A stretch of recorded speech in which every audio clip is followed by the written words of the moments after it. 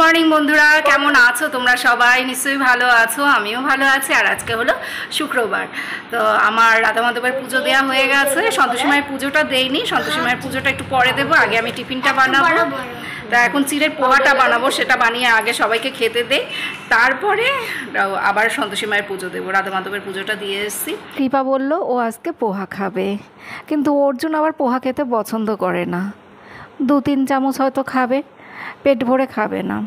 আমার আর কৃপার পোহা খেতে খুব ভালো লাগে, অর্জুনও পছন্দ করে না, আর অর্জুনের বাবাও পছন্দ করে না। এই জন্যই তো আমাদের ঘরে খাওয়া দাওয়া নিয়ে এত সমস্যা হয়। তো কড়াইতে দেখো কারি পাতা, সর্ষে, শুকনো লঙ্কা ফোড়ন দিয়ে তারপর ধুয়ে রাখা চিড়েটা দিলাম, নুন, হলুদ আর একটু বাদাম, কাঁচা লঙ্কা দিয়ে নামিয়ে নেব। বেশ তাড়াতাড়িও হয়ে যায়, আর খেতেও বেশ এটা ভালো। নিরামিষের দিনে এটা খেতে বেশ ভালোই লাগে, কিন্তু ওই যে বাবা ছেলে খায় না, সেই জন্য আমাদের বাড়িতে সেরকম একটা বানানো হয় না। আর একটু ফ্লেক্সিড গুঁড়ো করব। এই যে দেখো ফ্লেক্সিডটা এখন ব্লেন্ডারে গুঁড়ো করে নিচ্ছে। এখন তো আমি প্রতিদিন সকালে খালি পেটে ফ্লেক্সিড খাই, তো সেই জন্য ফ্লেক্সিড গুঁড়ো করে রেখে দিই। ওই সকালবেলা খাওয়ার ধরো 15-20 মিনিট আগে ফ্লেক্সিডটা জলের মধ্যে ভিজিয়ে রাখি। ঠাকুর পুজো দিয়ে এসে তারপরে এই ভেজানো ফ্লেক্সিডটা খেয়ে নেব। যেদিন সকালের দিকে ফ্লেক্সিড খেতে ভুলে যাই, সেদিন আমি সন্ধ্যের দিকে ফ্লেক্সিডটা ভিজিয়ে খেয়ে নিই। সন্তোষী মায়ের আসন সাজিয়ে নিলাম, আর রাধা মাধবের পুজো তো আমার সকালবেলাই হয়ে গেছে। এবার মায়ের পুজোটা দেই।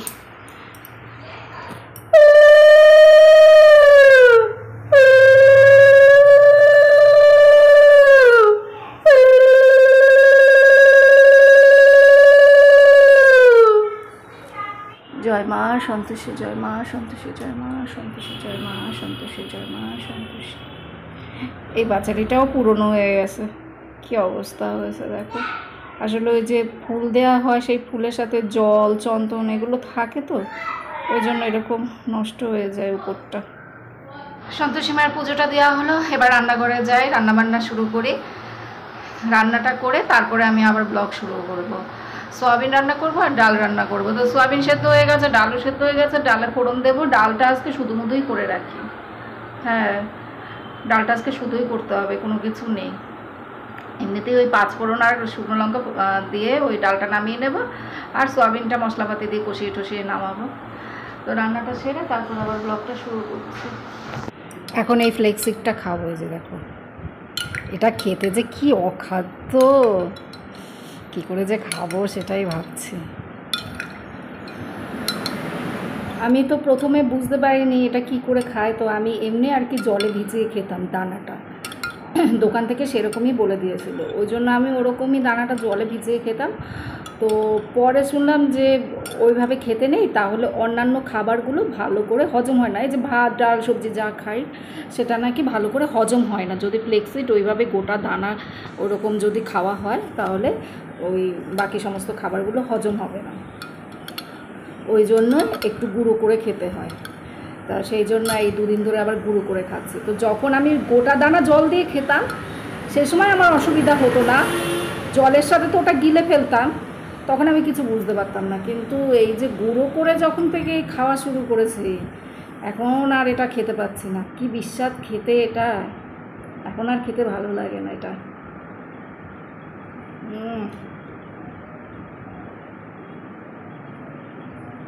এক ঢোকে যে আমি গিলে খাবো সেটাও পারি না, কেমন যেন গলায় আটকে আসে এটা। এই ছোটোবেলায় উচ্ছের রস টস যখন খেতাম তখন এক ঢোকে গিলে খেতাম, বা এখনও যদি কোনো তিতা ফিতা কিছু খাই এক ঢোকে গিলে খাই, যেটা খেতে বিস্বাদ লাগে। একবারে মানে ঢক করে গিলে নেই, এটা তো সেইভাবে খেতেই পারি না। কালকে অনেকবার চেষ্টা করেছি, কিন্তু ওই এক চুমুক দিয়েই খেতে হয়।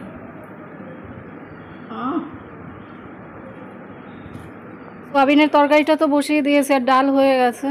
একটু গাছেদের কাছে আসলাম, তুলসী মন্দিরে জল দিলাম, আর ওই যে ছোলা গুড়টা ছিল সেটা তুলসী মন্দিরে ফেলে দিলাম।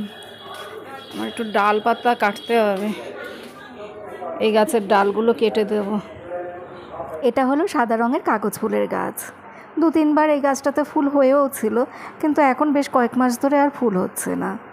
গোলাপি রঙের কাগজ ফুলের গাছটাতে কিন্তু এখনও ফুল হচ্ছে। এই গাছের ডালও কাটতে হবে, কিন্তু আজকে আর কাটবো না। হ্যাঁ হ্যাঁ, ঘরেই থাকি, দেখবা কি করে। হ্যাঁ ভালো আছি। একজনের সাথে রাস্তায় দেখা হয়েছে, তার সাথে একটু কথা বললাম। তো এই গাছটা নামাতে হবে। আমার বর আবার গাড়ি নিয়ে বেরোয়েছে, তো গেটটা মানে গেটটার জন্য আমি টপটা নামাতে পারছি না, গেটটাকে ঠেলে দিতে হবে। কি বলছিলাম জানি, ও এই গাছটা নামিয়ে তারপরে ডালগুলো ছাঁটতে হবে। তো আজকে আর এটার ডাল ছাঁটা হবে না, একবারে করে দিলে ভালো হতো। আর এই দেখো, এই মানি প্ল্যান্টটা এত বড় হয়েছিল, দেখো কত বড় হয়েছিল, কি কপাল। কালকে আমি এই যে এটা কিন্তু এই টবে হয়েছিল, হ্যাঁ, আমি এইটা নামিয়ে মানে জল টল কিছু একটা দিতে যাচ্ছিলাম বা দেখতে যাচ্ছিলাম, আমার হাতে এই মানি প্ল্যান্টের গাছ আর টবটা নিচে পড়ে গেছে। টবটা নিচে পড়ে গেছে আর এটা ছিঁড়ে আমার হাতের মধ্যে। এত রাগ হয়েছে না নিজের উপরে নিজের। তো আজকে এটা আবার দেখি এই টবগুলোতে লাগিয়ে দেব। এই যে এটাই আর এটাই লাগিয়ে দেব। এর মধ্যে যে গাছগুলো ছিল সেগুলো মরে গেছে, দেখো কি অবস্থা। এই দুটোতে যে মানি প্ল্যান্ট লাগিয়ে দিলাম। এটা আবার সুইটি লাগিয়েছে, সুইটি দৌড়ে এসছে আমার দেখে গাছ লাগাবে। এখন তো গরমের দিন, কোনো গাছ আর কেনা হবে না, বর্ষাকালে আবার গাছ কিনবো। ওর জন্য স্যার এসছে, স্যারকে শরবতটা দিয়ে আসি।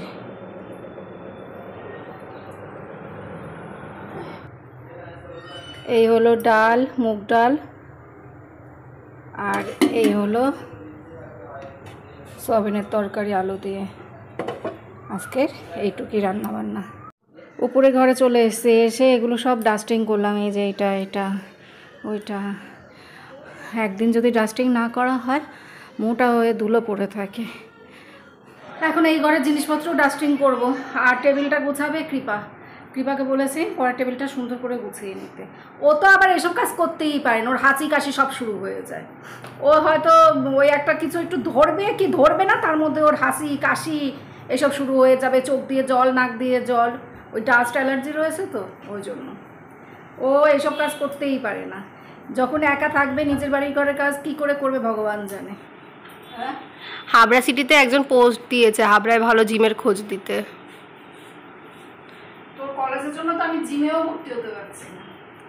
তোর কলেজের জন্য এখন আমি কিভাবে কি সেট করবো সেগুলো কিচ্ছু বুঝতে পারছি না। আমি তোর কলেজ টাইম জিমের টাইম নাকি না একসাথে করবো, তখন তুই তো সারাদিনের মনে কলেজ যাবি।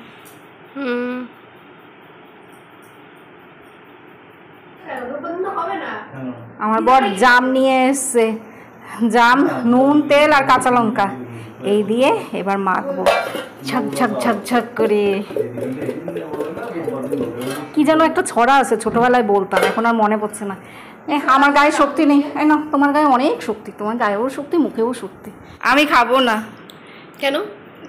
না, শুক্রবার তো, এই জন্যই তো খাবো না।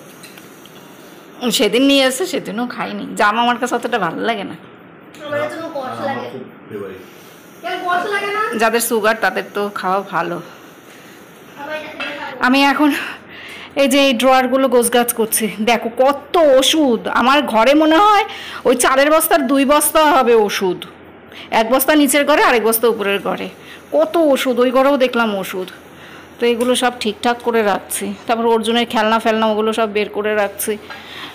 এই যে এটা আর এটা, এই দুই ড্রয়ারটা শুধু খুলেছি, তাতেই দেখলাম যে এত জিনিসপত্র। এই যে এগুলো সব। ম্যাম আমাকে বলবে না তো যে অর্জুন সব পড়া করেনি? সাবধানে যাস বাবা, বাবাকে শক্ত করে ধরে বস, আর জল খাস। টাটা। গুড ইভিনিং বন্ধুরা। এখন 6:30 বাজে। অর্জুন পড়তে গেল, তো এতক্ষণ ব্লগটা করতে পারিনি। অর্জুন ওই মোবাইল থেকে আর কি টাস্ক করছিল, ওর ম্যাম হোয়াটসঅ্যাপে টাস্ক পাঠিয়েছিল, সেগুলো দেখে দেখে করছিল। তো আমি গা ধুয়ে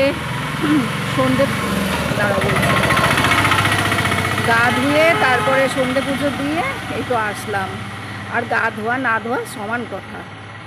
কীরকম গরম পড়েছে তো সে তো তোমরা সবাই জানো। আজকে দুপুরবেলা প্রচুর কাজ করেছি। যাই হোক, ঘরে গিয়ে বলবো। এখানে গাড়ির জন্য কথা বলা যায় না, এত গাড়ি। মাথাটা আঁচড়ে সিঁদুরটা পরে আসলাম। তো এই তো অর্জুন পড়তে গেল। ও তো বিকেলের দিকে ঘুমিয়েছিল। আজকে কৃপা অর্জুন দুজনেই বিকেলের দিকে ঘুমিয়েছিল। তো অর্জুন বিকেলের দিকে ঘুম থেকে উঠে আবার সেই পড়তে বসলো, ওর উপরে চাপ পড়ে যাচ্ছে। ওর তো কদিন পর পরীক্ষা, এই 2 মাস তো পড়াশোনাই করেনি, 2 মাস তো কাশ্মীর নিয়েই ছিল। তারপরে এখন ওই 2 মাসের পড়া এই 1 মাসে এসে শেষ করছে। খুব চাপ পড়েছে, সারাদিনই এখন পড়াশোনার মধ্যে থাকতে হচ্ছে, আর শুধু কাইকুই করে।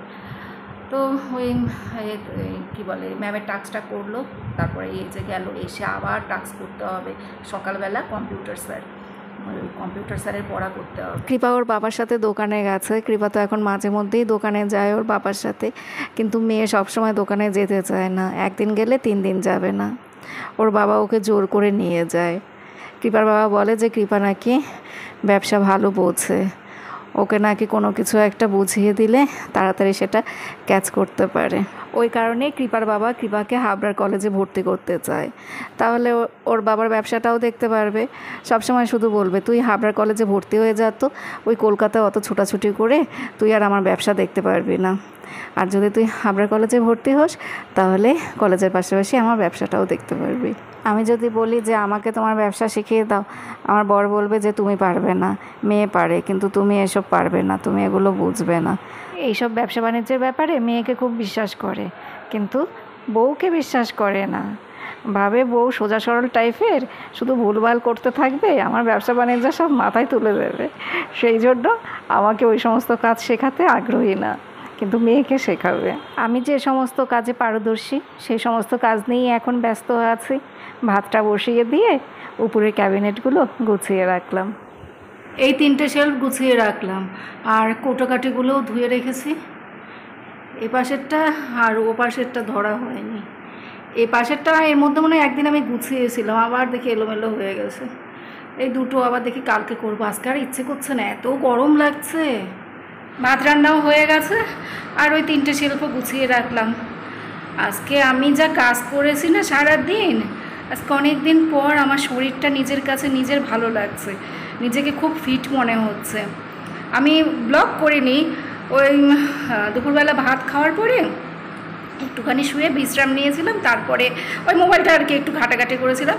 তারপরে মালা জপ করলাম, অর্জুনের ঘরের ওয়ার্ড্রোব, দুটো ওয়ার্ড্রোব গুছিয়ে রেখেছি। বড় ওয়ার্ড্রোবটা এখনও ভালো করে গুছানো হয়নি, একটুখানি বাকি আছে। ওই সন্ধে হয়ে গেছে, আবার তাড়াতাড়ি করে নিচে চলে এসেছি। তারপরে ওই ডাস্টিং করা, মানে টুকটাক এটা ওটা আমি আজকে করেই যাচ্ছি। এতদিন না খুব কেমন যেন আর কি ক্লান্ত লাগছিল, ক্লান্তি কিছুতেই কাটছিল না। হাঁটতে ইচ্ছে করতো না, কথা বলতে ইচ্ছে করতো না, কেমন যেন নিরিবিলিতে চুপচাপ বসে থাকতেই ভালো লাগতো। কিন্তু আজকে নিজের কাছে নিজের শরীরটা এত ভালো লাগছে, এত ফিট লাগছে, মনে হচ্ছে একটু এই কাজ করি ওই কাজ করি।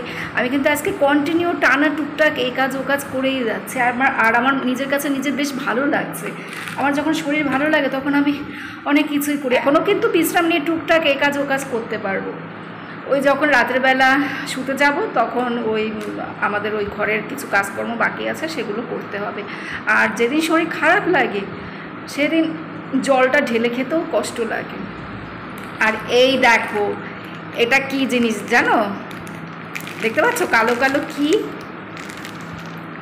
পাথরের মতো শক্ত। এই যে এগুলোকে নাকি শিলাজিৎ বলে না কি বলে জানি না, নামটা হয়তো আমি ভুলও বলতে পারি, আমি জানি না।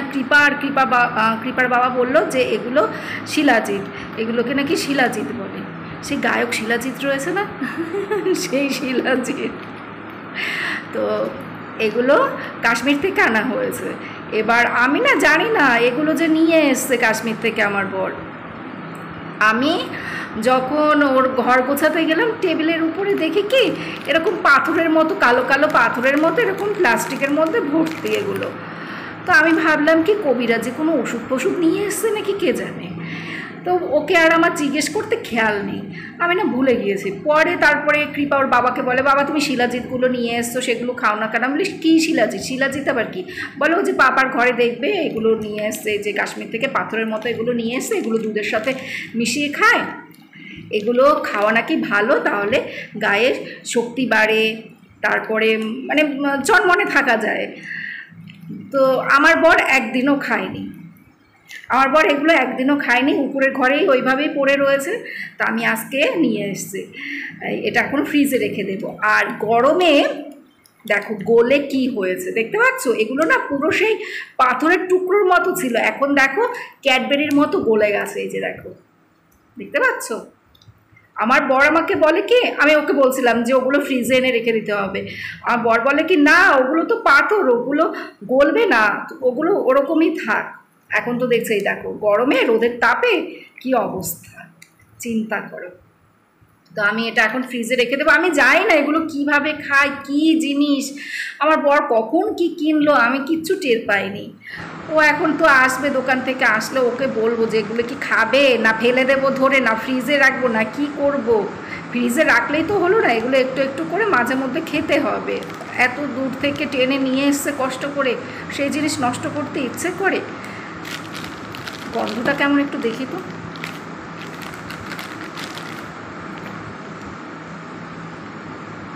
না গন্ধটা একদম খারাপ না, ওই গুড় আছে না, আখের গুড়, তারপরে ওই যে কী যেন বলে, ওই যে ওই একটা ওই যে কী বলে দাঁড়ো বলছি, লিকুইড টাইপের যে গুড়টা থাকে না, সেই গুড়ের মতো গন্ধ আসছে। ওটা গাডার দিয়ে বেঁধে রেখে দেই, আমার বর আসুক তারপর ওকে জিজ্ঞেস করবো। বিরিয়ানি আর চিকেন চাপ ওর জন্য পাপা নিয়ে এসছে, 1 প্যাকেট বিরিয়ানি আর চিকেন চাপ। নতুন একটা দোকান হয়েছে তো সেই জন্য বিরিয়ানির সাথে চিকেন চাপ ফ্রি দিচ্ছে, কিন্তু রান্না নাকি ভীষণই খারাপ, একটু ভালো না, একটু ভালো না। যাক, নতুন দোকান, ফ্রিতে চিকেন চাপ পেয়ে গেছিস, সেটাই অনেক বেশি। আর দামও মনে হয় কম, 85 টাকার বিরিয়ানি আজকের দিনের জন্য 85 টাকা। কত যে বিরিয়ানির নতুন নতুন দোকান হলো। আমার কলা নিয়ে এসছে, আমার বর প্রত্যেক দিন রাতে আম কলা দিয়ে দই দিয়ে ভাত খাবে, আর বলবে আমি ওষুধ খাই, আমার সুগার বাড়বে না। হ্যাঁ, উপরের ঘরে চলে এসেছি অনেকক্ষণ আগে, তো এতক্ষণ এই যে এই ঘরে ছিলাম কৃপা অর্জুনের সাথে। অর্জুন ওর পড়াটা কমপ্লিট করলো কম্পিউটারে, কৃপা এখন ওর পড়াটা ধরে দিচ্ছে। আমি এসছি এই ঘরে দরজা জানলা সব আটকাতে, এই যে জানলা খোলা, দরজা খোলা, এগুলো সব আটকাতে এসছে। গরমের জন্য জানো তো এখন আর বারান্দায় যাই না ভয়ে, এত ঘাম হয়, বারান্দায় 2 মিনিট দাঁড়ানো যায় না, সেই জন্য বারান্দায় এখন আর যাওয়া হয় না। তাহলে বন্ধুরা ব্লগ এখন শেষ করে দিচ্ছি। তোমরা সবাই ভালো থেকো, সুস্থ থেকো, সাবধানে থেকো, আবার আগামীকাল দেখা হবে। তো গুড নাইট বন্ধুরা। আমি এখন মাথা আঁচড়াবো, চুলটা বাঁধবো, নাইট ক্রিম দেবো, শুয়ে পড়বো।